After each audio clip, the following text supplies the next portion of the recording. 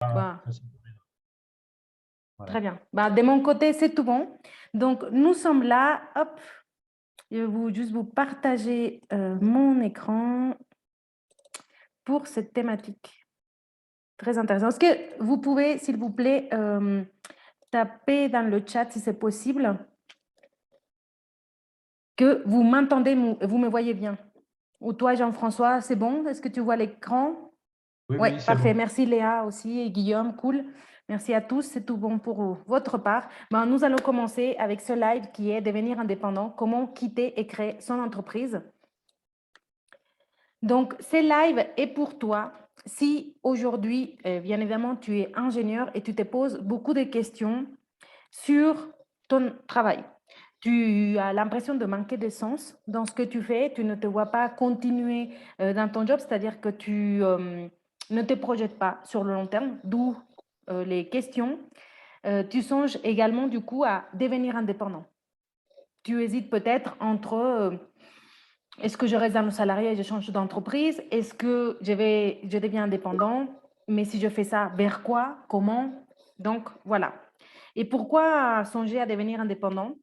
Parce que peut-être tu rêves de plus de liberté. C'est vraiment l'une des valeurs que je retrouve beaucoup chez les personnes qui songent à devenir indépendant, c'est cette envie de plus de liberté, de temps, organiser son temps comme on le veut pour travailler matin, midi, soir, week-end ou pas, enfin, être libre de son temps. Géographiquement, il y a de plus en plus de digital nomades qui, comme moi, travaillons depuis notre ordinateur et qu'on soit à la plage, en ville, chez la famille, enfin, peu importe, on peut travailler. Donc, on est libre de notre lieu géographique. Également, choisir les gens avec qui vous travaillez. Bref, vraiment, et on pourrait continuer, vraiment beaucoup, beaucoup de liberté. Peut-être aussi pour avoir un meilleur équilibre des vies pro, vie perso. Pour beaucoup de mamans, c'est un moyen de concilier la vie de famille, d'être souple, de pouvoir aller chercher les enfants à la crèche, de pouvoir se projeter dans une vie de maman ou de papa, des papas qui veulent aussi passer plus de temps avec leurs enfants et qui veulent pouvoir moduler leur temps. Donc, après, c'est une question de famille, mais ça peut être aussi une question de hobby. Également, l'envie peut-être de faire un job tout simplement qui te plaît et qui a du sens pour toi. Quelque chose qui vient de toi. On parle souvent de rentrer dans le moule. Bah là, ça serait plus, bah, c'est créer un moule. Un moule, donc un job qui te plaît, qui a du sens, où tu apportes ton authenticité, où tu apportes ce que tu sais faire et tout simplement qui te plaît, qui te motive. Et un dernier levier, ça peut être aussi l'envie d'augmenter ses revenus parce que c'est vrai qu'on a, et c'est pas qu'une croyance, mais cette idée que quand on devient indépendant, bah, il y a une stabilité financière, que c'est galère, que beaucoup d'entreprises ferment, là. Mais il est aussi vrai que la voie entrepreneuriale est celle qui permet de ne pas avoir de plafond. Il n'y a pas de salaire, donc il n'y a pas de limite. Sky is the limit. Donc, c'est vraiment l'opportunité aussi pour beaucoup de personnes de ne pas dépendre d'un chef ou de quelqu'un pour augmenter leurs revenus. Donc, c'est également un autre levier pour certains. Mais le problème, c'est que peut-être tu ne sais pas vers quoi aller. Tu as également peur des conséquences financières si tu quittes ton job. Donc oui, je veux peut-être devenir indépendant, mais on réfléchit, on se pose. Vous avez peut-être, ou tu as peut-être un crédit à payer, des charges comme tout le monde. Donc ça doit se faire de manière réfléchie, pragmatique. Peur d'échouer aussi, de prendre la mauvaise idée, de se tromper. Ou alors hésiter entre rester dans le salariat, entreprendre en fonction de comment vous vous sentez dans votre job actuel, l'envie de se dire, bon, j'y vais par étapes. D'abord, je change d'environnement, je reste salarié, mais voilà, je reste ici. Ou, ou alors, carrément, voilà, je reste dans ce job, mais je me dirige vraiment vers l'entrepreneuriat, etc. Maintenant, voilà. Si vous vous retrouvez dans ce cas de figure, restez là, ça va être très riche. Ce que nous allons voir dans ce live, c'est quelles sont finalement les 3 étapes pour être sûr de faire le bon choix. Entre aller vers l'entrepreneuriat, entre rester dans un domaine similaire, entre toutes les options qui peuvent s'offrir à vous, comment faire pour faire le bon choix. Ensuite, nous, en fait, on y va chronologiquement. Une fois qu'on sait que le bon choix, c'est l'entrepreneuriat, OK, bah maintenant, comment je quitte mon entreprise et comment je crée mon entreprise. Donc, c'est ce que nous allons voir aujourd'hui. Mais déjà, pourquoi m'écouter? Je suis Lucero Martinez, ingénieure INSA Lyon GI, génie industriel 2012, experte en reconversion professionnelle, en évolution professionnelle d'ingénieur depuis 2007. J'ai fondé Reconversion Réussie et accompagné, bientôt, on est à 85, bientôt 100 ingénieurs à trouver leur voie professionnelle. Et surtout, je suis quelqu'un qui est passé par là et qui tient à vous partager bah voilà, le fruit de cette expérience personnelle, mais vraiment au-delà que personnelle, comme vous pouvez le voir, pour avoir accompagné bientôt une centaine de personnes, l'expérience pour avoir accompagné une centaine de personnes. Donc maintenant, première thématique, quelles sont les 3 étapes pour faire le bon choix? Première étape, créer ta vision et reconnecter avec qui tu es. Donc là, ça va paraître un petit peu abstrait et je vous parlerai tout à l'heure d'un groupe Facebook que je viens de créer où vous aurez plus d'infos et que je vous inviterai à rejoindre. Mais bon, pour que vous ayez plus d'infos, là, on va être un peu bref. Mais en tout cas, première étape, crée ta vision et reconnecte avec qui tu es. Sur la première partie autour de la vision, c'est capital de pouvoir définir quelle est votre vision, quelle est ta vision sur les différents piliers de vie. La famille, le couple, le travail, les finances, etc., etc. Parce que même si aujourd'hui on est dans un live qui se veut professionnel, on est en train de parler de travail, cette question-là de se réorienter, de changer de job, etc., ça a des implications sur les autres piliers de sa vie. Donc, vraiment, la question à se poser, c'est en fait qui j'ai envie de devenir dans mes différents piliers de vie. Pas que le professionnel, mais tout. Parce qu'effectivement, l'idée, c'est de trouver quelle est la bonne pièce du puzzle professionnel qui va me permettre d'être dans mon plan potentiel en tant qu'être humain, en tant que papa, en tant que copain, en tant que fils, en tant que personne qui prend soin d'elle au niveau de ses finances, au niveau de sa santé, de sa spiritualité. Donc vraiment, l'idée, c'est de prendre du recul un petit peu sur sa vie pour commencer à repartir d'un tableau blanc et définir qui nous voulons devenir quelque part, commencer à créer cette vision de qui nous voulons être dans les prochains mois, dans les prochaines années de notre vie. C'est clé parce que c'est ça qui va vous donner la boussole, même si jusqu'à ce stade, c'est la toute première étape. Ça paraît flou. On ne va pas dire exactement voilà ce que je vais faire et voilà mon plan d'action. Non, c'est quelque chose d'assez flou, d'un peu vague, qui peut se matérialiser par des images. On appelle ça un vision board. Donc, ça, c'est vraiment une des premières étapes dans la méthodologie. L'autre étape importante, c'est cette notion de reconnexion. Si aujourd'hui, vous êtes dans le doute, vous vous posez beaucoup de questions sur votre travail, sur votre avenir, sur est-ce que je reste, est-ce que je pars, qu'est-ce que j'aime pas, est-ce qu'il faudrait ceci, cela, bref, une tête un peu grosse avec plein de questions et pas beaucoup de réponses, c'est qu'il y a une déconnexion, un manque de connexion avec qui vous êtes à l'intérieur. Et quand je parle de qui vous êtes, je ne parle pas de votre diplôme, je ne parle pas de vos compétences, je ne parle pas des étiquettes que vous portez, je parle de vous quand vous êtes dans votre plan potentiel, quand vous êtes en accord avec vos valeurs, quand vous rayonnez, quand vous êtes à votre place. Et donc, en fait, c'est du coup cette manque de connexion avec vous qui cause ce manque de clarté, de certitude, parce que c'est un peu comme être 2 personnes. Une qui est en mode pilote automatique, métro, boulot, dodo, les journées s'enchaînent, les semaines s'enchaînent, etc. Et voilà, je suis qui, je m'appelle comme ça, et je suis ingénieur en ceci, et voilà, voilà les étiquettes.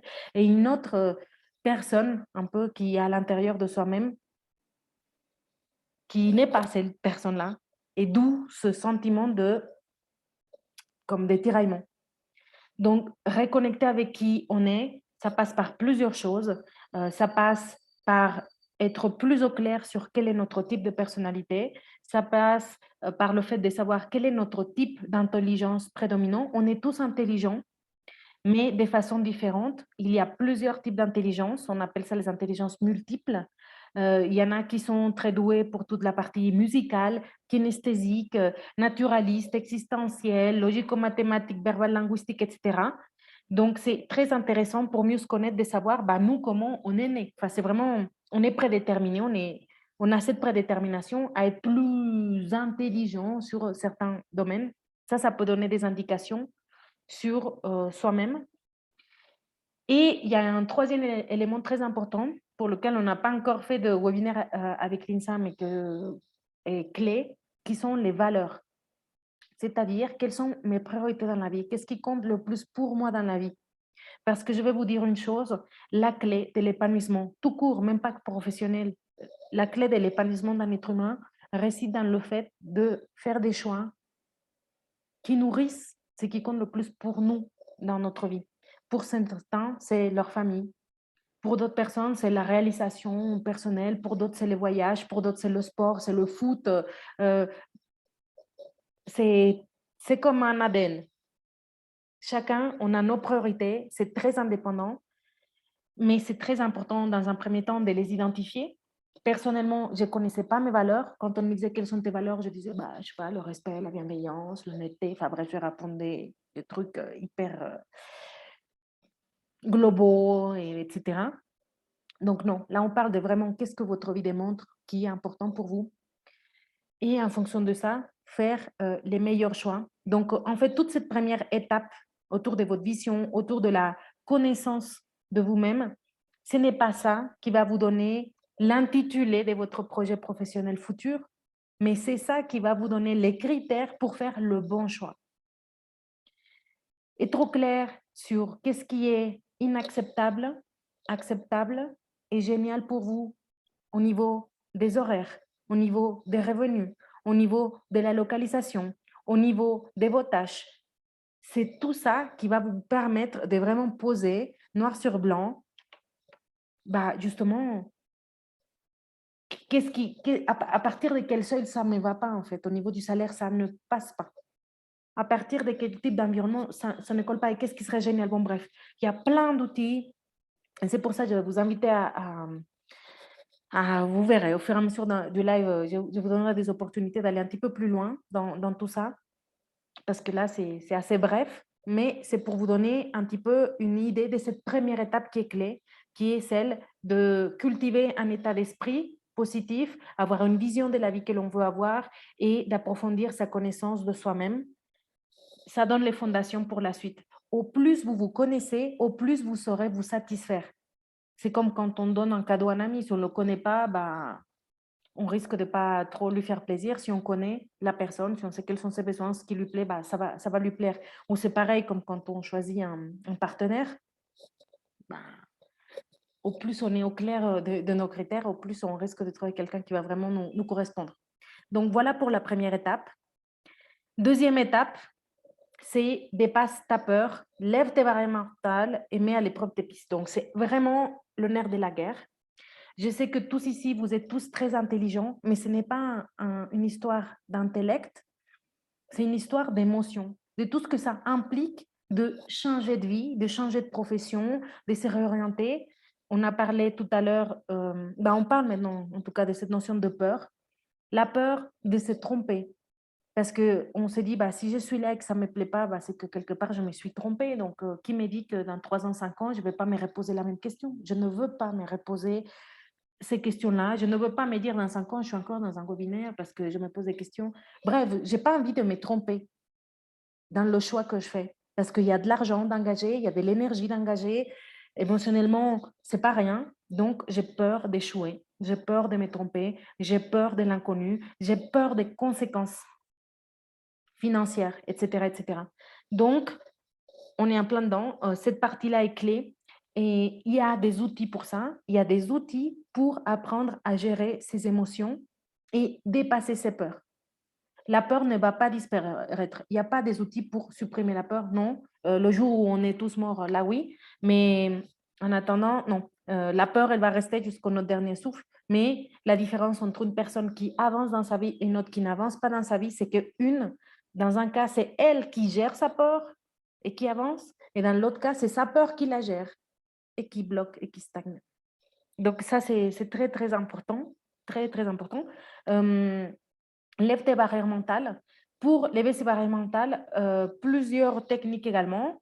Des techniques d'introspection que je pourrais vous en dire plus, mais effectivement, il y a des techniques, enfin, pas forcément des techniques d'introspection, mais en tout cas des exercices qui permettent d'élever ces barrières mentales, de transformer des croyances qui vous limitent.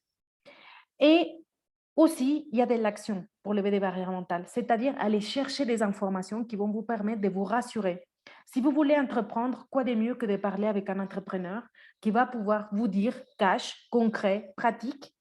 Voilà comment ça s'est passé en termes d'investissement la première année. Voilà comment ça s'est passé au niveau de la clientèle. Voilà le chiffre d'affaires que j'avais. Voilà la marge que j'avais vraiment, etc., etc. Donc, ce sont ces informations-là qui vont finalement dissiper les peurs ou vous mettre en garde pour affiner votre plan. Donc, il y a une partie euh, mentale de vous avec vous-même et il y a une autre partie qui est vraiment d'aller chercher les informations pour vous rassurer. Ce qui est certain, c'est que tant que vous continuez à réfléchir de la même façon, vous allez reproduire les mêmes schémas. Si vous vous répétez sans cesse que vous ne pouvez pas y arriver, que vous avez le syndrome de l'imposteur, que c'est très difficile, que ceci, que cela, ben en fait, on tourne en rond avec les mêmes doutes, les mêmes hésitations. C'est hyper capital de pouvoir monter au niveau de son niveau de conscience pour pouvoir se permettre de penser différemment, agir différemment et avoir des résultats différents. Et pour mettre à l'épreuve ces pistes, ben ça répond à ce que je disais tout à l'heure, c'est côté essentiel de contacter des personnes qui exercent déjà les métiers, les professions, qui ont les projets qui vous parlent. Tout à l'heure, j'étais en coaching avec Josepha qui veut lancer une crèche canine. Et du coup, bah, elle pataugeait un petit peu parce elle se dit, bon, je vais faire un business plan, mais j'ai aucune idée, quoi. Enfin, qu'est-ce que je fais? Combien ça va me coûter? Enfin, bref, elle était un peu perdue. Et elle a discuté avec une certaine Lucie, qui elle aussi a fait une reconversion pour ouvrir sa crèche canine. Et elle me disait, mais c'était génial, en fait, de pouvoir parler avec elle parce qu'elle m'apportait finalement toutes ces infos qui me manquaient et toute cette motivation pour aller de l'avant. Donc, c'est vraiment une réalité que d'échanger ces clés. Et là encore, le mental n'est pas votre meilleur ami parce que bien sûr, qu'est-ce qu'il va vous dire votre mental? Non, mais tu gênes les gens. Et puis, c'est un concurrent. Qu'est-ce qu'il va vouloir te dire? Comment il a fait?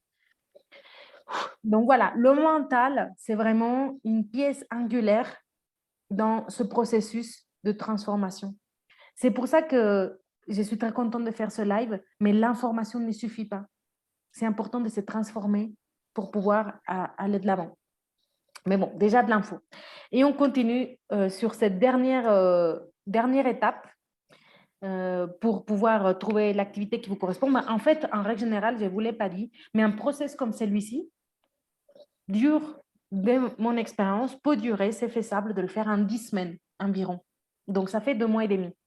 Tout ça pour vous dire, voilà, il n'y a pas besoin de partir à l'Himalaya ou au Tibet pendant 5 ans pour voir le déclic, je ne sais pas quoi. Non, en 2 mois et demi, il est possible d'avoir une clarté sur ce que je veux faire, quelle est ma destination, pourquoi j'y vais, comment j'y vais.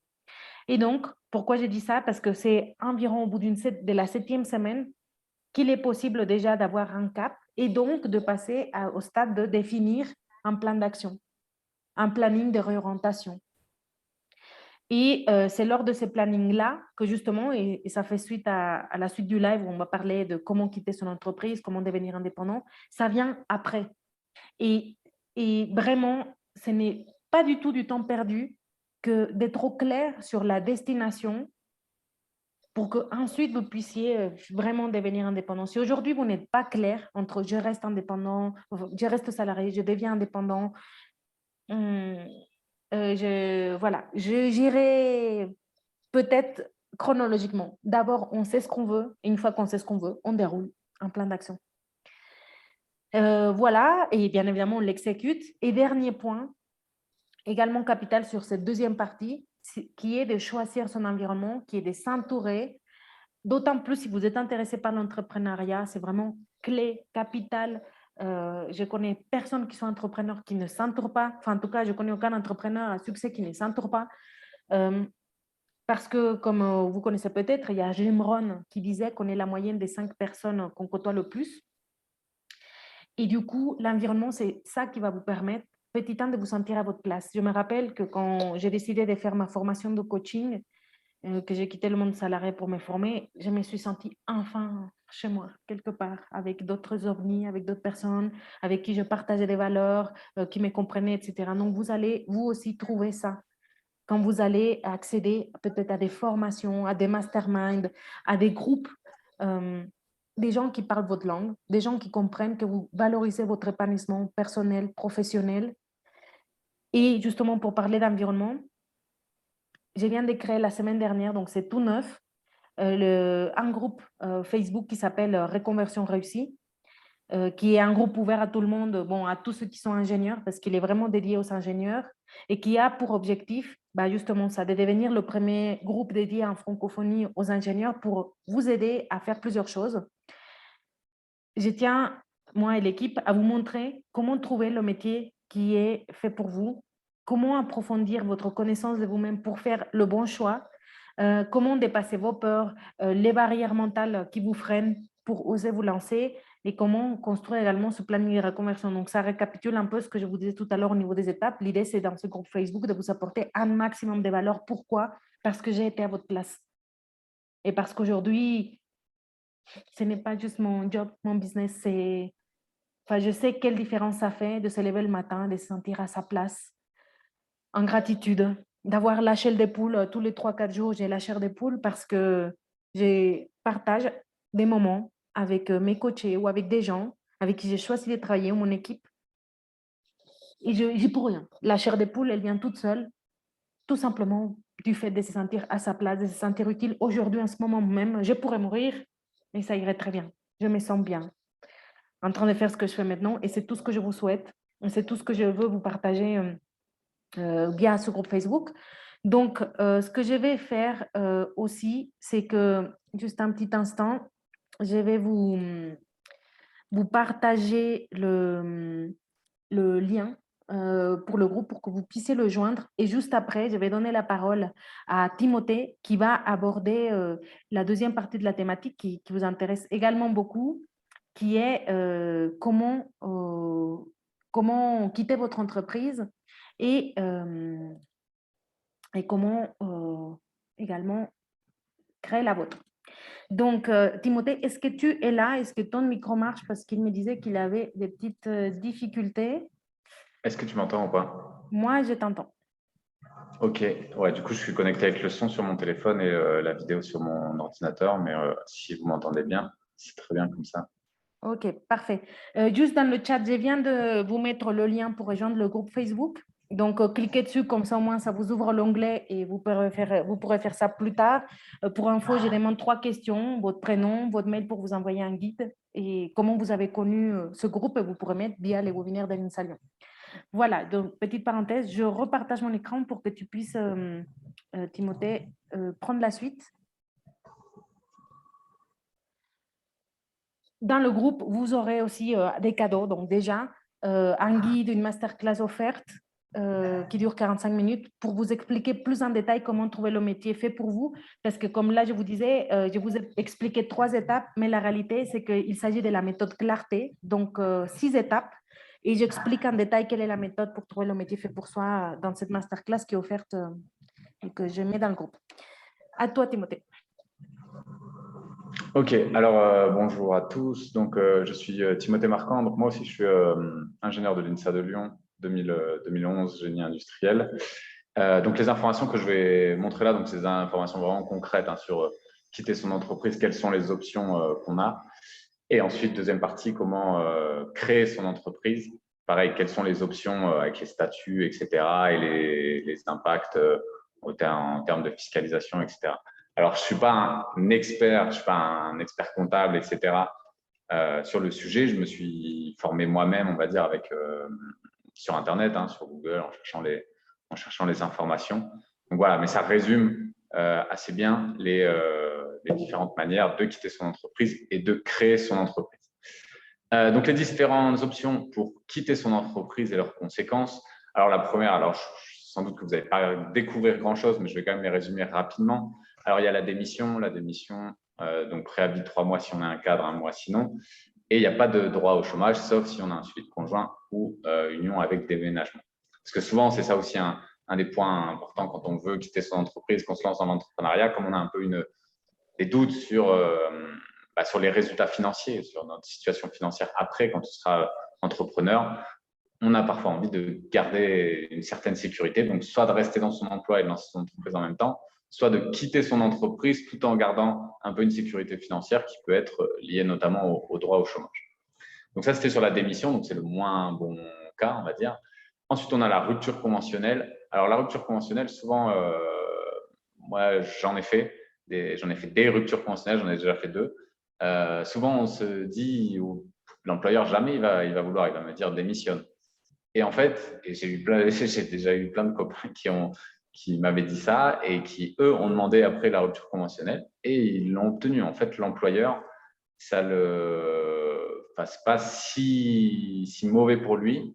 C'est là un employé qui veut quitter l'entreprise de lui accorder une rupture conventionnelle. Donc ça, la date, elle est accordée avec l'employeur. Alors après, il y a un délai légal en fonction mais c'est pas très long, c'est 2-3 semaines en fonction des réponses de la directe, etc. Je ne vais pas rentrer dans le détail.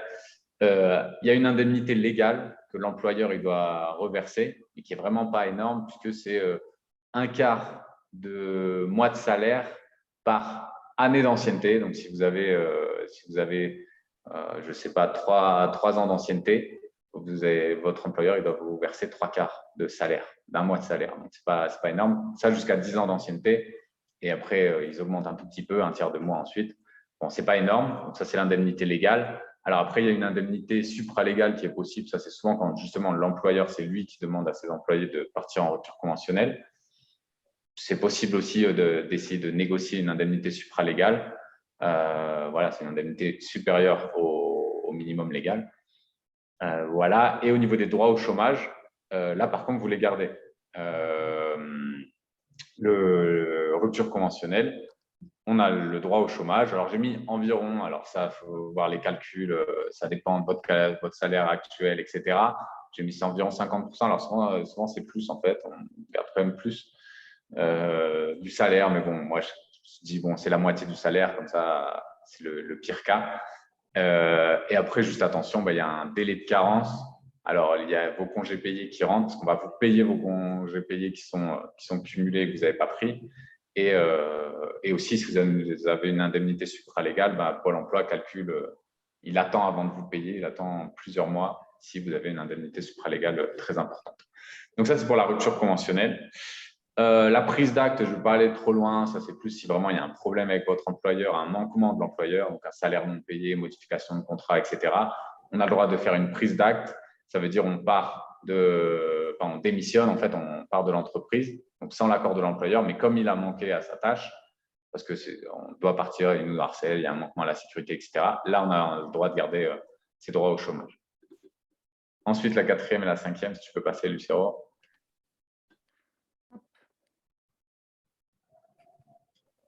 Alors ça, j'ai vu dans le chat que ça en avait déjà parlé. Donc après, il y a ce qu'on appelle la démission-reconversion.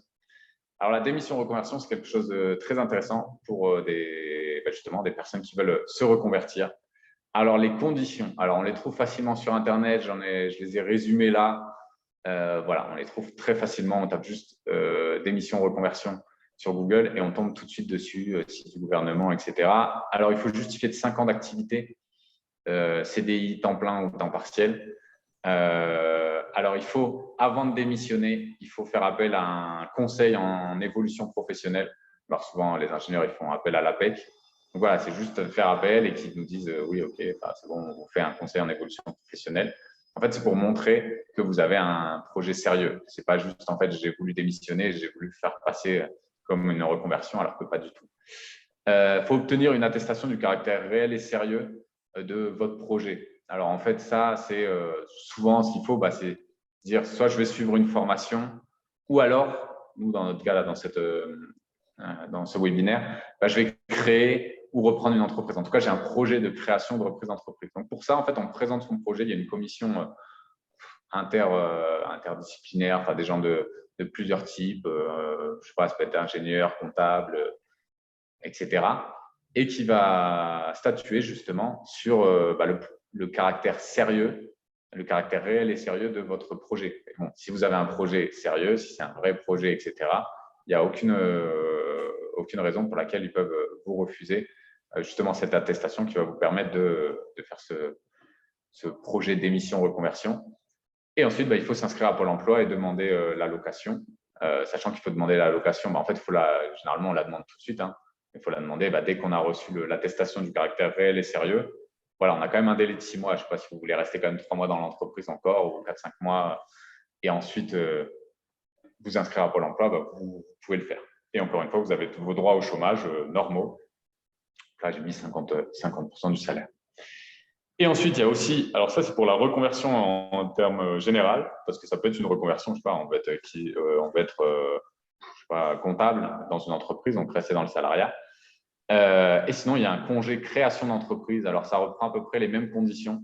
Pareil, 5 ans d'activité, etc. Mais là, c'est un peu différent. C'est que donc c'est une date accordée avec l'employeur. Mais en fait, par contre, là, c'est un congé sans solde avec l'entreprise. Et en fait, c'est de dire, donc ça dure 12 mois. Donc, pendant un an, en fait, s'il y en a qui connaissent, c'est un peu comme la disponibilité. Je me mets en disponibilité. Ça veut dire, je ne viens plus travailler pendant un an. Donc, je me concentre sur mon projet.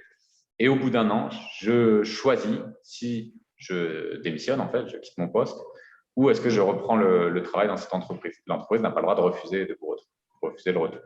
Et ça peut être renouvelable une fois, donc ça peut aller jusqu'à 2 ans. Par contre, là, c'est un congé non payé. Donc, c'est pas il n'y a pas le droit au chômage comme pour la démission reconversion. Donc voilà sur les grandes options, sachant que la démission reconversion, c'est de plus en plus fréquent et de plus en plus accepté. Je vois aussi dans le chat que certains l'ont déjà fait. Et effectivement, ce n'est pas très compliqué d'obtenir son attestation et donc d'obtenir ses droits au chômage pour une reconversion, pour une démission. Donc voilà, ça, c'était les 5 grandes possibilités pour quitter votre entreprise. Ça peut en intéresser certains. Maintenant, on va voir les possibilités pour créer votre entreprise. Il y en a certains qui veulent se lancer et qui disent, qui ont déjà un peu l'idée de leur activité, etc., mais qui disent quel statut, comment je dois commencer, etc. Et donc, c'est ça qu'on va voir dans cette deuxième partie. Alors là, la première option la plus fréquente quand on se lance, c'est d'être micro-entrepreneur ou auto-entrepreneur. Alors maintenant, ça s'appelle micro-entrepreneur. Alors, c'est une entreprise individuelle. Alors, il y a 2 types d'entreprises. Il y a entreprise individuelle qui est l'entreprise, en fait, c'est nous, comme personne physique, on est notre entreprise. Et il y a les sociétés. Les sociétés, c'est une personne morale. Dans ces entreprises individuelles, il y a la micro-entreprise. Alors, en fait, c'est un régime particulier qui est pour les entreprises qui font moins de 72 600 € de chiffre d'affaires. Alors, ça, c'est pour des services. C'est pareil, ça peut varier si on est dans une entreprise, on va dire, industrielle, si on produit des choses, une entreprise de marchandises, je ne sais même plus comment on dit. Mais bref, le seuil, il est un peu plus haut parce que forcément, le chiffre d'affaires, il peut être plus grand parce que les frais sont plus grands, etc. La démarche de création, c'est très rapide. En fait, c'est un formulaire à remplir en ligne. Donc, pareil, ça, on tape devenir micro-entrepreneur et on l'a tout de suite. Et c'est gratuit. Donc, la création, elle est gratuite. Il n'y a aucun souci. Au niveau des impacts sur les finances, parce que je vais parler surtout des finances, au niveau de l'imposition, alors en fait, les revenus que vous allez avoir de la micro-entreprise, ça va être sur vos impôts sur le revenu, donc comme pour un salaire. Et par contre, ça va être sur 66%. Donc ça, c'est pareil, c'est parce qu'on est en mode service. Si vous rendez un service à quelqu'un, donc je ne sais pas, vous êtes dans le conseil ou des choses comme ça, c'est sur 66% du chiffre d'affaires. Si vous faites 100 000 €, en fait, il y a un barème. Ils disent, grosso modo, il y a un tiers de charges, de coûts pour votre entreprise. Donc, votre marge, elle est de 66%, donc de 60 000 €. Et il y a le barème d'impôt sur le revenu. Donc là, ça dépend de votre situation familiale, votre quotient familial, etc., qui vient sur ces 66% de chiffre d'affaires. Il y a aussi des charges sociales, 22%.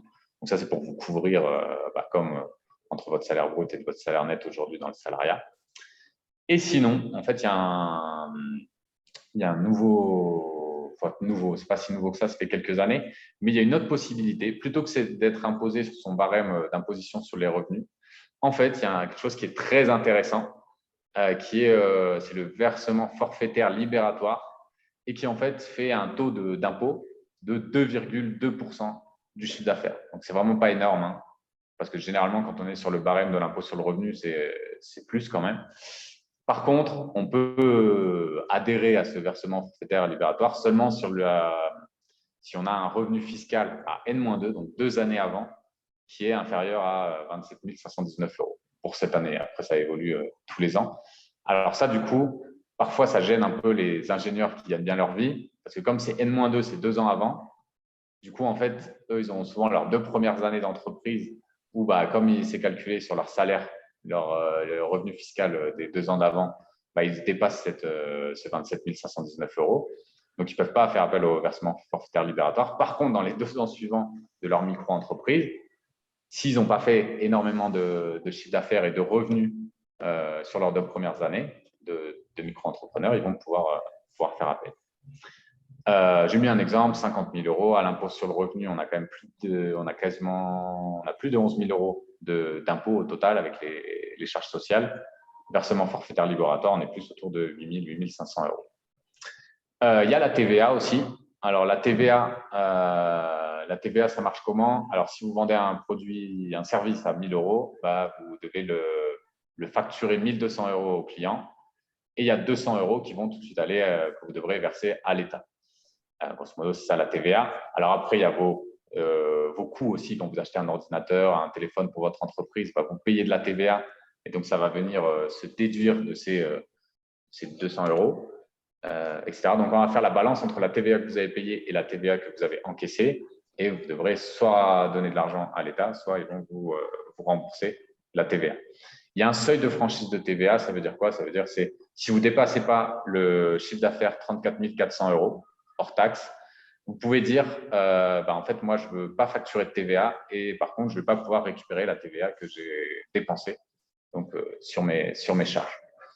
Ça peut être intéressant, souvent, notamment quand on est dans des services où on n'a pas beaucoup de coûts, de dépenses au départ, donc on n'a pas beaucoup de TVA payée.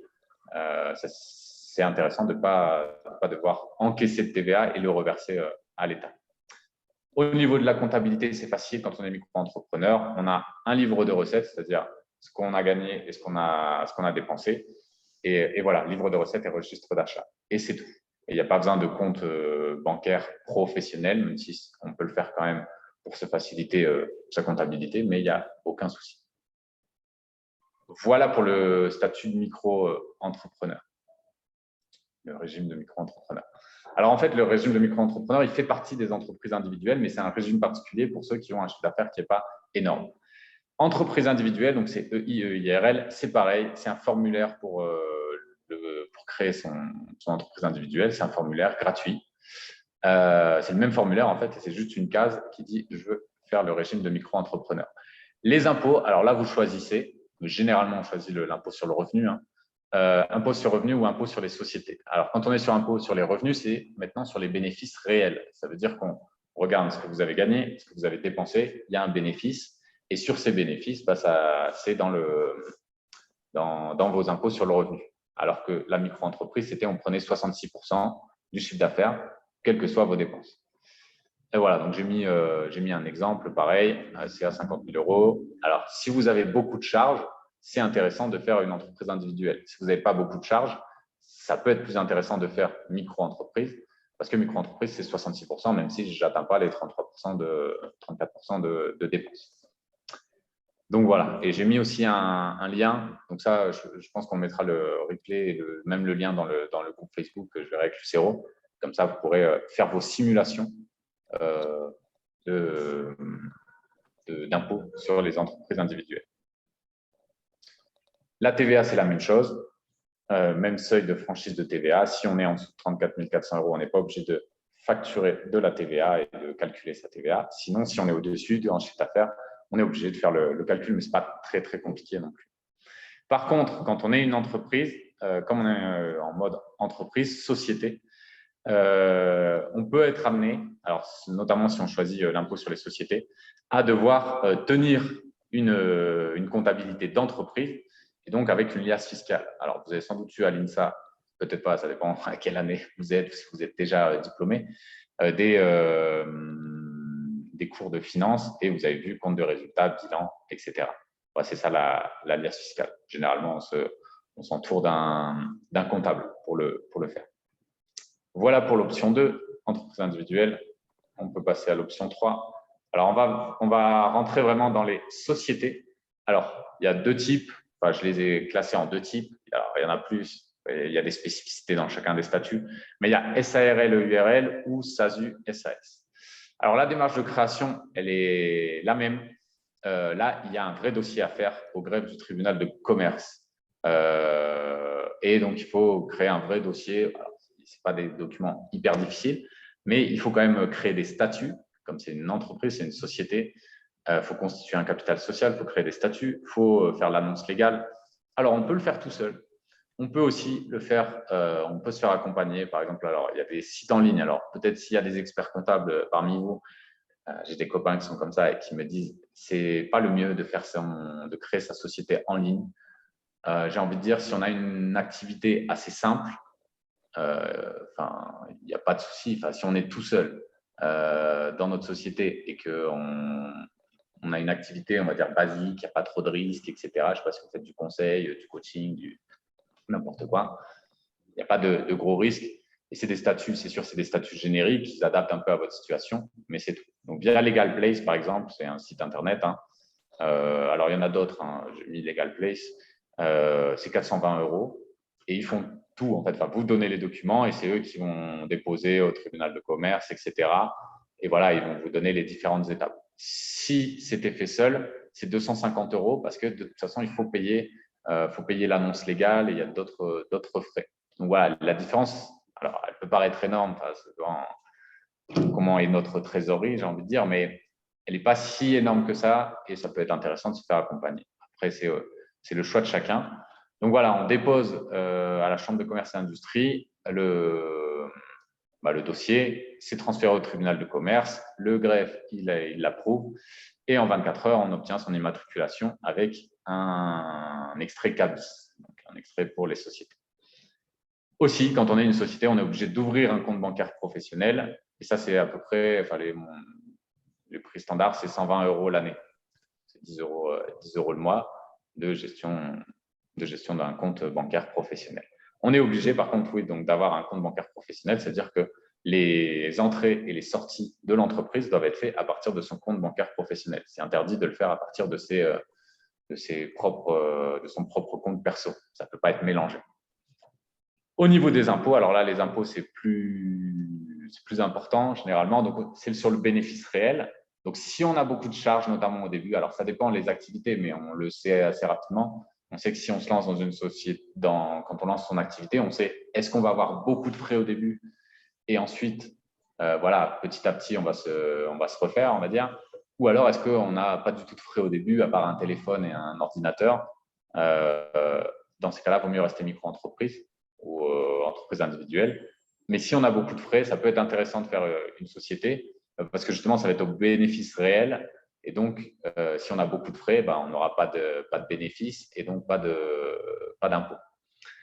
Alors, de ce bénéfice, on peut se verser un salaire. Alors, le salaire, il faut savoir, quand on se verse un salaire, on a des cotisations, comme votre employeur aujourd'hui, 65%. Ensuite, on a l'impôt sur les sociétés. Alors, l'impôt sur les sociétés, il est 15% jusqu'à 38 000 €.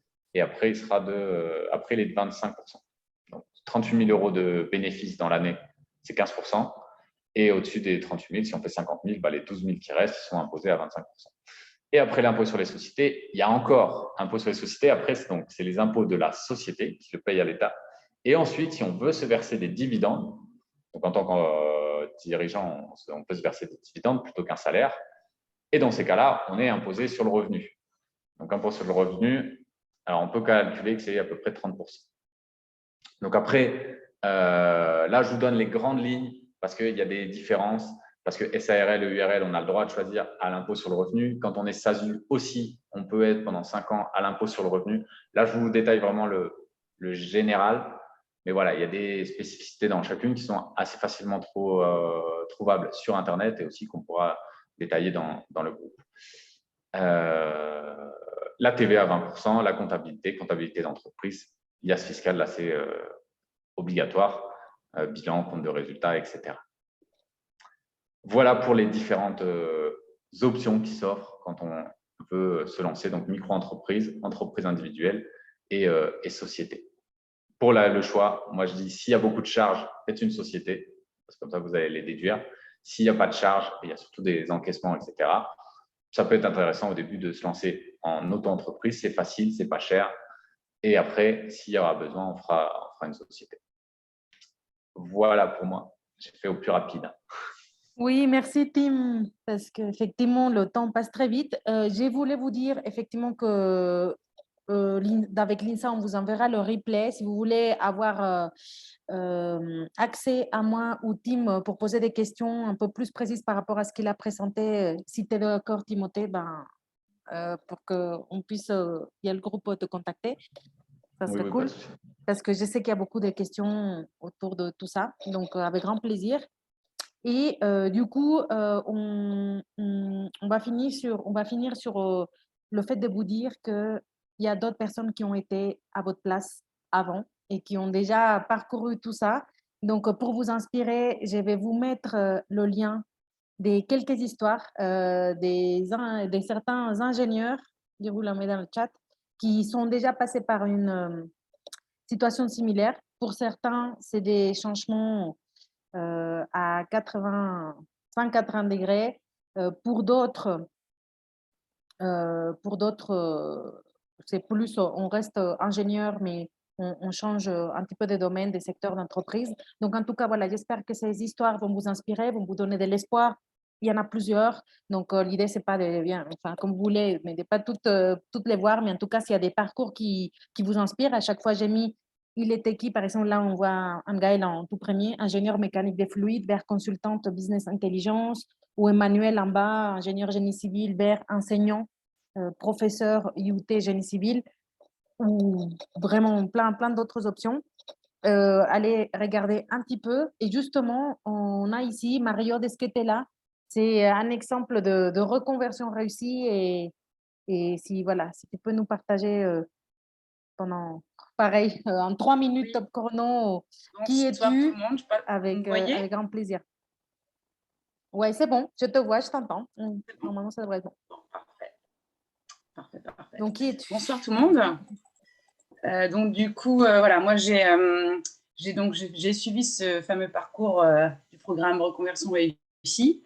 Voilà, j'ai commencé au mois de décembre. J'étais complètement perdue aussi bien professionnellement que personnellement. Et donc voilà, j'ai eu l'occasion de rencontrer Boussero et toute son équipe. Et en fait, ça a été une vraie révélation parce que je me suis recentrée sur moi-même avec tout ce qui était valeurs, accords, croyances. Et c'est vrai qu'à ce moment-là, j'étais vraiment perdue dans mon travail et je ne savais plus pourquoi je me levais le matin. Et je pense que j'étais pas loin du burn-out quand j'ai rencontré Lucero. Et voilà, ça a été une vraie révélation. Donc maintenant, je suis arrivée au bout de ce programme voilà, je suis pleinement épanouie parce que je me lève le matin, j'ai un but précis puisque voilà, tout au long de ce parcours, on a eu le droit de faire plein d'exercices qui ont mené en fait à la piste où je suis en fait pleinement accomplie aujourd'hui. Et donc je sais pas, après Lucero va vous raconter, mais j'avais quand même, on va dire, une piste qui était formatrice dans des centres pour adultes pour tout ce qui était, comment dire, vente, marketing, technique de vente. Et donc à la base, avant, j'étais aussi directrice commerciale. Donc voilà, j'ai quand même bifurqué vers une transmission parce que c'était quand même ça que j'avais besoin et le besoin d'échanger avec les gens aussi. Et donc me voilà aujourd'hui pleinement accomplie puisque le projet va mener son cours. Mais à côté, il y a, voilà, je te laisse parler du coup, Céro. Oui, ça marche très bien. Effectivement, on garde le teasing, mais c'est tout simplement pour vous dire qu'effectivement, il y a plusieurs histoires inspirantes et celle de Mariotte en est une fille qui est battante, qui est maman de deux petites filles qui sont aussi ton moteur et peut-être qu'il y a aussi des parents parmi nous pour qui c'est aussi une source de motivation pour aller de l'avant. Voilà, et voilà pourquoi je tenais aussi à ce que tu partages ton parcours. Et effectivement, ce que j'ai envie de vous dire, c'est foncer, effectivement, trouver le métier qui vous correspond Et surtout, imaginez. Vraiment, tout part de cette question. Je trouve ça très puissant. Imaginez, imagine comment tu te sentirais si tu avais un job qui te plaît, qui a du sens, où tu sais pourquoi tu te lèves le matin, tu sais pourquoi tu fais ce que tu fais. Imagine qu'est-ce que ça signifierait en fait pour toi de savoir quoi faire, avoir un plan d'action dans les prochaines semaines. Comme je vous le disais, il n'y a pas besoin de beaucoup de temps pour faire ça. Et très bonne question aussi, enfin, combien de temps et charge mentale économiserais-tu si tu savais exactement quoi mettre en place? Enfin, combien de mois, d'années vous avez, comme vous vous posez la question, ça fait depuis combien de temps que je songe à devenir indépendant, que je songe à changer? Peut-être des années. Donc, combien de temps à économiser et d'énergie en sachant vraiment quoi faire. Donc, si vous êtes là aujourd'hui, c'est parce que je pense que vous voulez arrêter peut-être de tourner en rond, trouver l'idée de l'activité qui vous correspond et surtout profiter de la vie de vos proches. Une chose est certaine, c'est que nous allons tous mourir. Donc, autant profiter de cette opportunité que nous avons de profiter de la vie et finalement d'exprimer qui nous sommes, en fait, tout simplement. Et que ça soit dans le travail, mais dans les différentes sphères de notre vie. Et donc, je pense que, en tout cas, j'espère que ça vous touche. Et puis, voilà, pour vous aider, quelque chose que justement Marie et moi allons vous proposer, c'est une session clarté professionnelle. C'est offert, ça dure 55 minutes. Et l'objectif, c'est de vous montrer quelle est votre stratégie personnalisée. Parce que peut-être pour vous, ce n'est pas peut-être le bon moment de vous lancer dans l'entrepreneuriat. Peut-être que, bref, comme on ne peut pas discuter avec chacun d'entre vous, on ne vous connaît pas malheureusement personnellement. Donc, c'est difficile de faire un réel diagnostic de là où vous en êtes et de qu'est-ce qui pourrait être le plus pertinent. Donc, comme je vous l'ai dit, il y a quelques années, j'étais à votre place et je pense que pouvoir échanger avec quelqu'un qui est passé par là et qui en plus a accompagné plusieurs personnes, que ce soit pour Mario ou pour moi, ça ne peut être que bénéfique. C'est offert, il n'y a aucun engagement. Et justement, l'objectif de cette session-là, c'est de vous apporter de l'utilité parce que ça va être personnalisé à votre contexte. Et effectivement, cette session, elle a été conçue pour que vous puissiez vous faire poser les bonnes questions, pour que vous ayez une stratégie qui est personnalisée à votre situation et bien évidemment booster votre confiance parce que venir à un webinaire, c'est très bien. Je vous félicite de vous donner 1 heure de votre temps ce soir à vous, en fait. Et c'est vraiment dans l'action qu'on avance. Donc, pour moi, voilà, si vous voulez booster votre confiance, agissez, continuez dans cette lancée-là. Donc, si vous voulez savoir quel est le métier qui vous correspond, si vous voulez vous sentir à votre place, avoir un meilleur équilibre de vie entre le pro et le perso, je vous invite vraiment à réserver votre session. Voilà ce que nous allons voir dans cette session. Si ça vous intéresse, encore une fois, c'est offert. Première chose, parler de votre problématique actuelle, voir quels sont les différents scénarios possibles pour vous, quel est le bon timing pour vous, comment vous pouvez planifier ça dans le temps. Quels sont vos objectifs ou ton objectif plutôt sur le court terme? Quels sont les bénéfices que tu auras vis-à-vis de cet objectif-là et quel est le plan d'action qui à toi te correspondrait? Donc, pour moi, c'est vraiment la meilleure façon que j'ai aujourd'hui, moi, à vous apporter pour gagner en clarté sur votre avenir professionnel. Effectivement, c'est une opportunité spéciale parce que ça vous permettra à la fin de cet appel déjà de vous sentir écouté. Je pense que c'est très important avec toutes ces questions. Souvent, on est tout seul à se poser 50 000 questions et c'est un bon moyen de pouvoir échanger avec quelqu'un, d'avoir un feedback d'un expert, avoir des prises de conscience qui viennent de l'extérieur et bien sûr avoir une stratégie personnalisée. L'idée, encore une fois, c'est si on trouve que c'est pertinent, pouvoir vous expliquer un peu plus en détail. Si on trouve que ce n'est pas pertinent, vous aiguiller justement vers des outils, des ressources qui seraient du coup plus utiles en fonction de ce que vous allez nous partager. Donc, ce que vous devez faire maintenant, c'est aller sur ces liens. Attendez 2 petites secondes, je vais vous le coller dans le chat. Premier arrivé, premier servi. Et comme vous pouvez le voir, je ne sais pas si vous voyez mon écran au niveau de la réservation, mais il y a seulement 1 semaine de disponible. Ça s'arrête au 16 juin. Donc, on a ouvert des créneaux avec Marie-Aude jusqu'au 16 juin. Donc, l'idée, c'est d'aller sur ce site. Ensuite, vous choisissez votre créneau. Encore une fois, premier arrivé, premier servi. Et répondre à 5 questions. Ces 5 questions vont nous permettre d'être le plus utile pour vous durant l'appel. Donc, c'est simple, mais je pense que ça pose un cadre pour pouvoir, encore une fois, préparer cet entretien. Voilà, je vous invite de suite à réserver votre créneau. Je vous souhaite à tous une excellente soirée. On finit avec 5 minutes d'avance, chose que je ne croyais pas possible. Donc, vous aurez 5 minutes de rave pour votre soirée. Ravi de pouvoir faire ces webinaires ensemble. Si vous avez des questions, vous pouvez, via le groupe, me contacter via Messenger, tout simplement. Et surtout, franchement, réservez votre appel. Ça ne vous engage à rien. Et je pense vraiment que cet échange humain et l'opportunité de pouvoir être avec quelqu'un qui est passé par là et qui a cette expertise derrière, ça ne peut qu'aider.